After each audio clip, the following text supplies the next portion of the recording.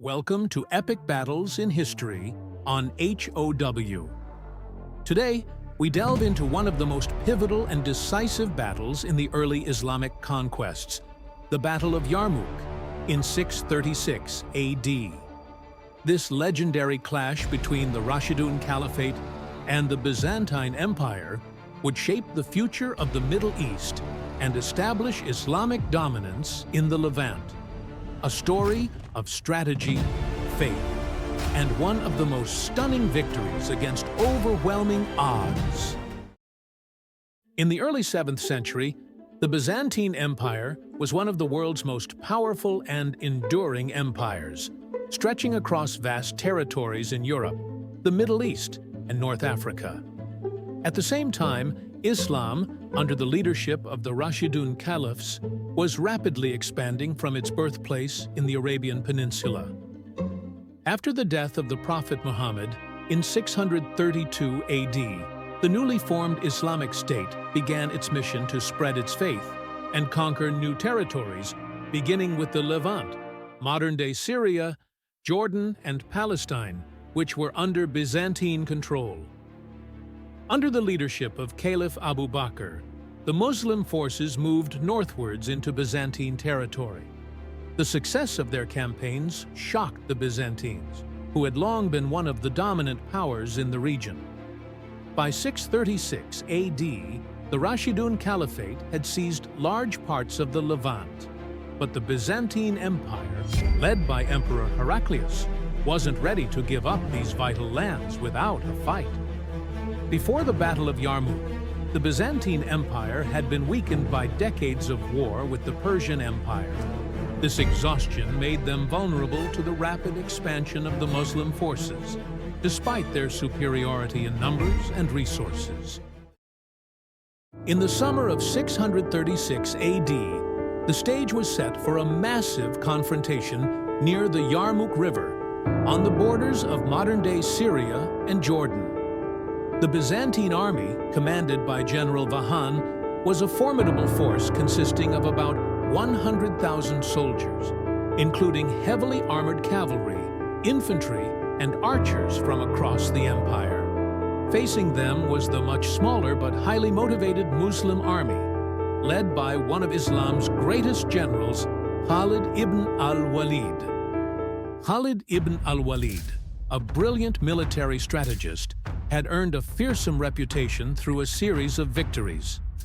Though his forces were outnumbered, with estimates of the Muslim army ranging between 20,000 and 40,000 men, Khalid had one key advantage. His army was united by faith and discipline, with a clear goal to defend and spread Islam. The Byzantine army, on the other hand, was a mix of different ethnicities and allegiances, which made it difficult for them to operate as a cohesive force. Khalid ibn al-Walid's nickname, the Sword of Allah, was given to him by Prophet Muhammad himself after Khalid's key role in the early Muslim conquests. His tactics at Yarmouk would cement his place as one of history's greatest military commanders. The battle would be fought near the Yarmouk River, a strategic location that Khalid ibn al-Walid cleverly used to his advantage. The Muslim army took up a defensive position, placing their backs to the river and their flanks protected by difficult terrain. The Byzantines, on the other hand, were spread out over the plains, leaving their army vulnerable to concentrated attacks. Khalid knew that his smaller army couldn't afford to be surrounded, so he arranged his troops in a way that would funnel the Byzantine forces into narrow fronts. He also deployed his cavalry in flexible units, allowing them to strike at key moments and quickly retreat if necessary. This flexibility would prove crucial in the battle ahead. Khalid divided his cavalry into mobile groups called mubarizun, or champions, who would engage in swift hit-and-run attacks. This strategy allowed the Muslims to harass the much larger Byzantine force while avoiding prolonged engagement. On the morning of August 15, 636 AD, the Battle of Yarmouk began. The Byzantines, confident in their numbers, launched a full-scale assault on the Muslim lines. The fighting was fierce, with both sides suffering heavy losses. However, despite the Byzantine numerical advantage, the Muslims managed to hold their ground, thanks to Khalid's strategic positioning and the discipline of his troops. For the first 2 days, the Byzantines repeatedly attempted to break through the Muslim defenses, but each time they were repelled. Khalid's tactics of alternating between defensive and offensive maneuvers kept the Byzantine forces off balance, preventing them from overwhelming the smaller Muslim army. Throughout the battle, Khalid rode from one end of the battlefield to the other, personally directing his troops and encouraging them to fight with unwavering resolve. His presence on the battlefield was a major morale booster for the Muslim army. By the third day, the tide of the battle began to turn.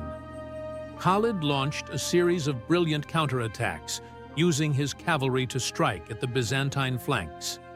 These attacks caused confusion and panic among the Byzantine ranks, forcing them to retreat and regroup. The Muslim cavalry, highly mobile and skilled in desert warfare, capitalized on this disarray to further weaken the Byzantine forces. On the fourth day, Khalid saw an opportunity to end the battle decisively. He ordered his cavalry to cut off the Byzantine army's escape route to the north, trapping them against the Yarmouk River and the rough terrain. This move isolated the Byzantine army and sealed their fate. Khalid's cavalry was one of the most feared units in the early Islamic army. Known for their speed and precision, they were able to exploit weaknesses in the enemy's formations, turning the tide of battles in favor of the Muslims. On the final day of the battle, the Byzantine army was in full retreat. Thousands of soldiers attempted to flee, but they were either cut down by the Muslim cavalry or drowned in the Yarmouk River. The Byzantine army, once confident in their superiority, was utterly destroyed. Of the original 100,000 Byzantine soldiers, it's estimated that up to 70,000 were killed, while the Muslim losses were relatively light in comparison. The Battle of Yarmouk was a decisive victory for the Muslims. It not only secured the Levant for the Rashidun Caliphate, but also marked the beginning of the end for Byzantine rule in the Middle East. The Byzantines would never again be able to challenge the Muslim armies in the region. The Muslim victory at Yarmouk was so complete that it left the Byzantine Empire permanently weakened in the Middle East. Within a few years, the Muslims had captured Jerusalem and Egypt, further expanding the Islamic Empire. The Battle of Yarmouk had far-reaching consequences.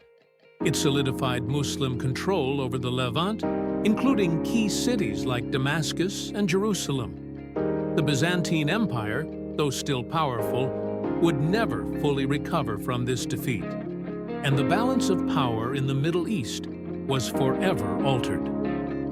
Khalid ibn al-Walid's leadership at Yarmouk is remembered as one of the greatest military achievements in history.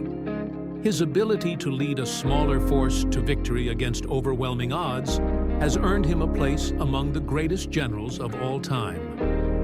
Khalid ibn al-Walid was so revered for his military prowess that he fought in over 100 battles and never lost a single one. His tactics at Yarmouk continue to be studied by military historians today. The Battle of Yarmouk was more than just a military victory. It was a turning point in world history, marking the rise of Islamic power and the decline of Byzantine influence in the Middle East. The courage, faith, and strategic brilliance of Khalid ibn al-Walid and his soldiers ensured that Islam would flourish in the region for centuries to come. Thank you for joining us on this journey through one of history's greatest battles. Stay tuned for more incredible stories from the Epic Battles in History series. This is HOW, bringing history to life.